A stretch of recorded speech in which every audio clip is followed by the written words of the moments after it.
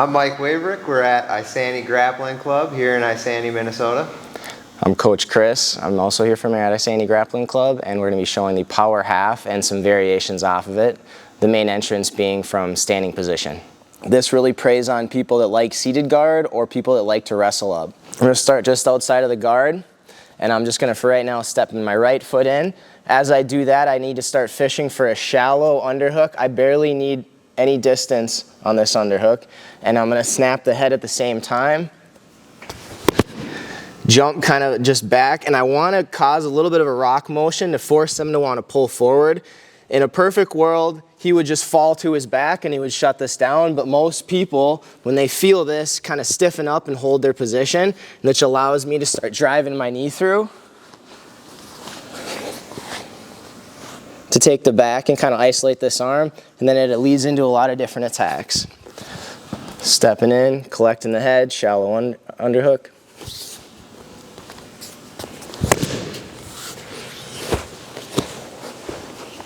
Now if the arm's trapped on the inside, that's good. It's better to try to hunt the back here then and get this isolation. Okay, if we also have the arm trap, we can start building into triangles.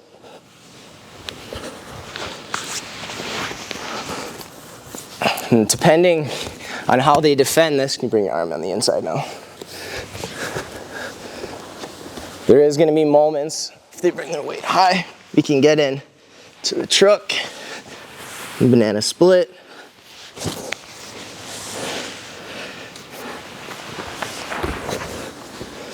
So it's a real fun entry because there's just so many opportunities off of it. But again, you're preying on someone wanting to come into you.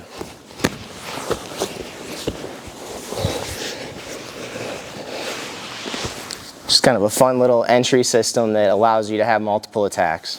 The first attack that we really want to focus would be taking the back, and then their defense to that is what opens up other things. The building up onto the Kimura is important, and also maintaining. When we do get here, I want to use this inside leg and actually kind of take a little real estate and see how I'm pulling them off angle. And then as I'm using my arm too, I can kind of contort the back. It takes away a huge chunk of their athleticism and allows you to be able to work into other things. But building up to this arm with the Kimura grip allows you to be a little safer to start transitioning. So you search for the back, you build up to the arm, and then depending on what they do, it allows just a lot of different variations. But you can loop them all together, and they work really smooth together. So if they pull the arm out, it makes it much easier to establish that back position. I think there's less things that can kind of cause variables with this inside foot. I think in this situation, it's very difficult for Mike to be able to get my foot out. But if they keep the arm in, which isn't the norm, you have an opportunity to start building up into a crucifix, and having the back with the arm already trapped allows for a little easier access to the neck. So when we're taking the back, if we can ever take an arm away at the same time and start the race with them down an arm, that's always optimum. And that's why I really like this entrance into a guard pass, or it's not even a guard pass, it's into a series of attacks from just stepping into their guard. So the truck finishes, I always like to build first for going for the banana split, second going for that calf slicer. One touch I like to add on to the calf slicer that I feel like isn't super well done. Arm out for me. Arm out. Yep, there we go. So when we get to the calf slicer, a lot of people close it up like this, and that's still powerful, but I think there's quite a bit more power when I'm able to put my own ankle on the ankle, and then I'm able to put my hips and drive into it.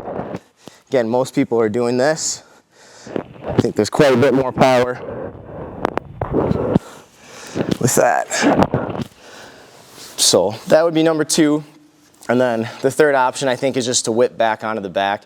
You can obviously do a twister from that situation too if they bring their arm down.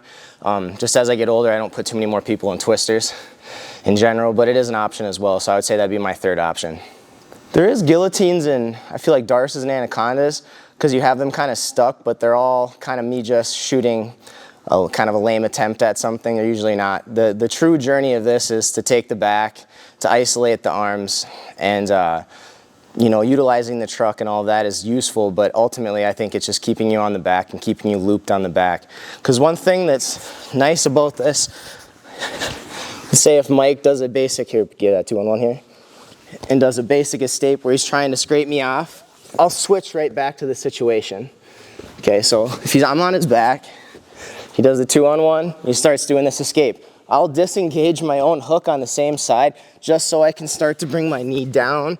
And again, I'm trying to suck up some real estate in his hips, and then I go right back to the same situation. Okay.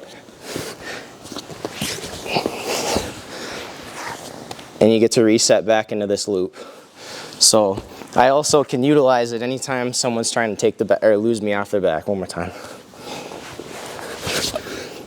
This is probably one of my other favorite ways to get into this situation.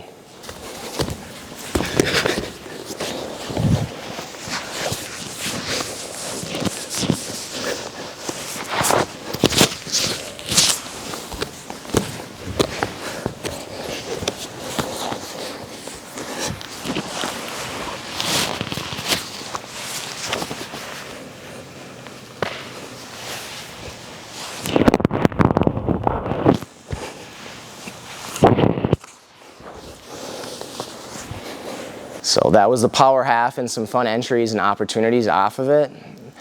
Coach Chris here at Isanti Grappling Club, let us know what you think. Mostly awkward as it should be.